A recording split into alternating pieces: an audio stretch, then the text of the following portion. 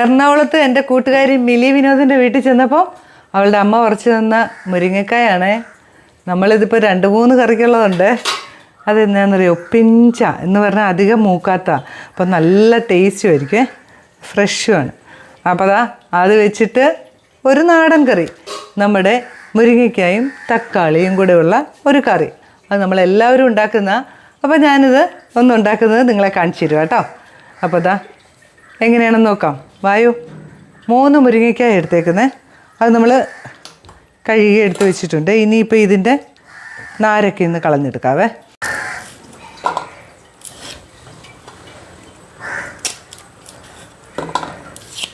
മുരിങ്ങയ്ക്കായ എല്ലാം ഞാൻ അരിഞ്ഞ് വെച്ചിട്ടുണ്ട് കേട്ടോ.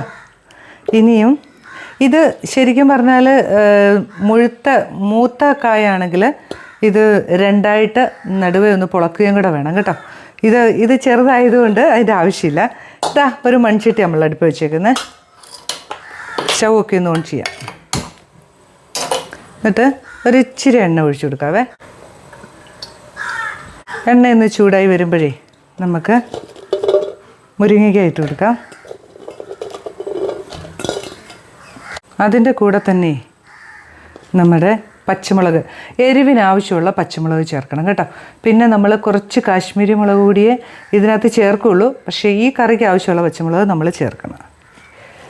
ചെറിയ ഉള്ളി ഒരു 10-12 ചെറിയ ഉള്ളി, അങ്ങോട്ട് 12 അല്ല 10-20 ചെറിയ ഉള്ളി ഉണ്ടാവും ഇതിനകത്ത്. ഈ ചെറിയ ഉള്ളി ഭയങ്കര രസമാണ് കേട്ടോ. അപ്പോൾ ഈ ചെറിയ ഉള്ളിയും കൂടെ ചേർത്തു. ഇനി നമ്മൾ അരിഞ്ഞു വെച്ചിരിക്കുന്ന 2 തക്കാളി അതും ഇട്ടു. കുറച്ച് കറിവേപ്പില,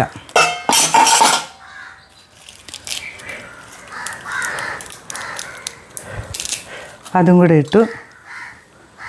കുറച്ചുപ്പ്. ഇനി നന്നായിട്ട് ഒന്ന് ഇളക്കി കൊടുക്കാവേ. ചെറുതായിട്ടൊന്ന് വാടിക്കോട്ടെ. മുരിങ്ങയ്ക്കായും തക്കാളിയും ചെറിയുള്ളിയൊക്കെ ഒന്ന് ചെറുതായിട്ട് വാടി വന്നിട്ടുണ്ട് കേട്ടോ. ഇനിയിപ്പോൾ നമുക്ക് കുറച്ച് പൊടികളും കൂടെ ഇട്ട് കൊടുക്കാവേ. 1/4 സ്പൂൺ മഞ്ഞൾപ്പൊടി. പച്ചമുളക് നമ്മൾ എരിവിന് ചേർത്തിട്ടുണ്ട്. പക്ഷെ എന്നാലും ചെറിയ സ്പൂൺ 1 സ്പൂൺ കാശ്മീരി മുളക് പൊടി, ഇത്ര മതിയേ. ഇനി ഇതിനകത്തേക്ക് നമുക്ക് വേകാൻ ആവശ്യത്തിനുള്ള വെള്ളം ഒഴിക്കണം.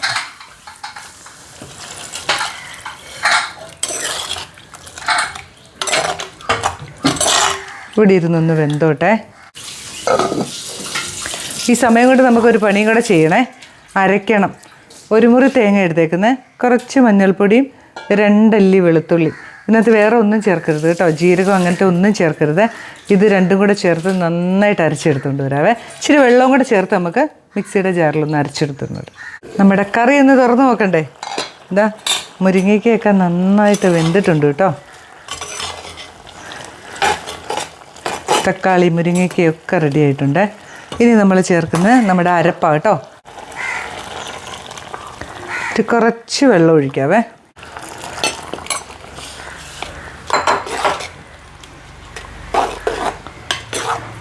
ഒന്ന് ചെറുതായിട്ടൊന്ന് തിളച്ച് വന്നോട്ടെ. ഉപ്പൊക്കെ ഒന്ന് നോക്കണം കേട്ടോ ഈ സമയത്ത്.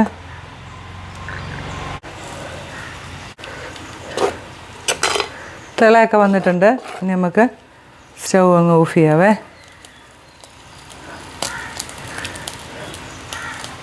ഇതിലേക്ക് കുറച്ച് എണ്ണ ഒഴിച്ചു കൊടുക്കാം. സ്റ്റൗ ഒക്കെ ഓഫ് ചെയ്തു കേട്ടോ. കുറച്ച് കടുക് ഇട്ട് കൊടുക്കാം. കുറച്ച് ചെറിയുള്ളിയൊക്കെ ഒന്ന് മൂത്ത് വരുമ്പോൾ കറിവേപ്പില, വറ്റൽമുളക്, വറവെല്ലാം കൂടെ കറിയിലോട്ട് അങ്ങിടുക. കറിയൊക്കെ ഒന്ന് ഇളക്കണേ. നല്ലൊരു അടിപൊളി കറിയല്ലേ ചോറുണ്ണാൻ. എല്ലാവരും ഉണ്ടാക്കുന്ന, എന്നാലും ഞാനൊന്നുണ്ടാക്കിയപ്പോൾ കാണിച്ചു തന്നാ കേട്ടോ. അപ്പം ഒരു നാടൻ മുരിങ്ങയ്ക്ക തക്കാളി കറി ഇവിടെ റെഡി ആയിട്ടുണ്ട്. ഉണ്ടാക്കി നോക്കിയിട്ട് അഭിപ്രായങ്ങളൊക്കെ പറയുക. ഉണ്ടാക്കുന്നതാണെങ്കിൽ അങ്ങനെയാണെന്ന് പറയുകയും ചെയ്യാം കേട്ടോ. അപ്പോൾ പുതിയൊരു വീഡിയോ ആയിട്ട് ഞാൻ വരുന്നതായിരിക്കും. ബൈ.